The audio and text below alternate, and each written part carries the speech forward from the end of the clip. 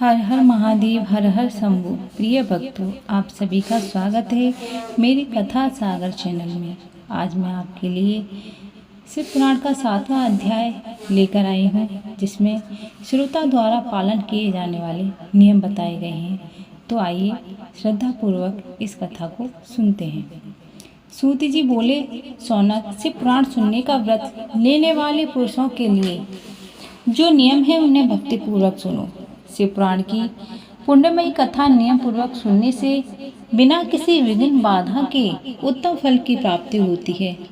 दीक्षा रहित मनुष्य को कथा सुनने का अधिकार नहीं है, अतः पहले वक्ता से दीक्षा ग्रहण करनी चाहिए। नियम पूर्वक कथा सुनने वाले मनुष्य को ब्रह्मचर्य का अच्छी तरह से पालन करना चाहिए। उसे भूमि पर सोना चाहिए, पत्तल में खाना खाना चाहिए तथा कथा समाप्त होने पर अन्न ग्रहण करना चाहिए। समर्थ मनुष्य को शुद्ध भाव से शिव पुराण की कथा की समाप्ति तक उपवास रखना चाहिए और एक ही बार भोजन करना चाहिए।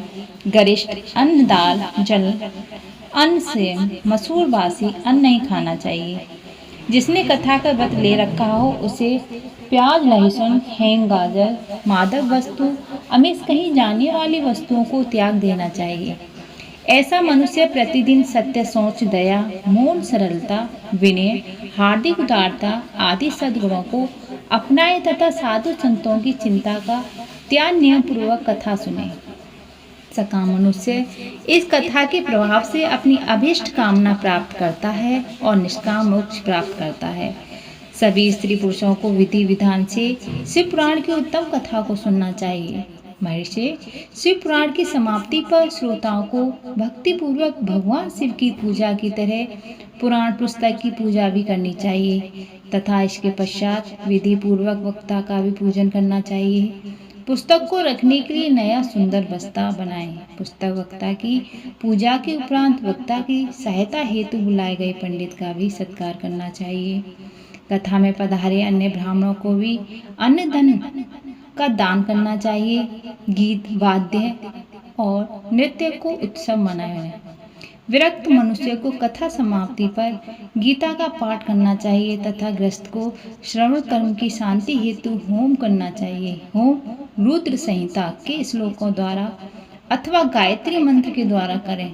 यदि हवन में असमर्थ हो तो भक्ति पूर्वक शिव सहस्त्र नाम का पाठ करें। कथा श्रवण संबंधी व्रत की पूर्णता के लिए शहद से बनी खीर का भोजन 11 ब्राह्मणों को कराकर उन्हें दक्षिणा दें। समर्थ मनुष्य 3 तोले सोने का एक सुंदर सिंहासन बनाए और उसके ऊपर लिखी अथवा लिखाई हुई शिव पुराण की कथा पोथी विधि पूर्वक स्थापित करें तथा पूजा की दक्षिणा चढ़ाएं। फिर आचार्य का वस्त्र, आभूषण एवं गंध से पूजन करके दक्षिणा सहित वह पुस्तक उन्हें भेंट कर दें।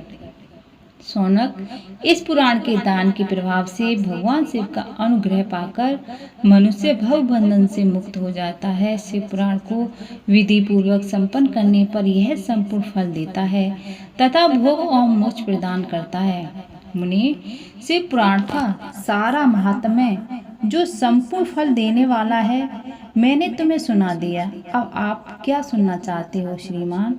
शिव पुराण सभी पुराणों के माथे का तिलक। जो मनुष्य सदा भगवान शिव का ध्यान करते हैं, जिनकी वाणी शिव के गुणों की स्तुति करती है, जिनके दोनों कान उनकी कथा सुनते हैं, उनका जीवन सफल हो जाता है। वे संसार सागर से पार हो जाते हैं। ऐसे लोग इहलोक और परलोक में सदा सुखी रहते हैं। भगवान शिव के सच्चिदानंद में स्वरूप का स्पर्श पाकर ही समस्त प्रकार के कष्टों का निवारण हो जाता है।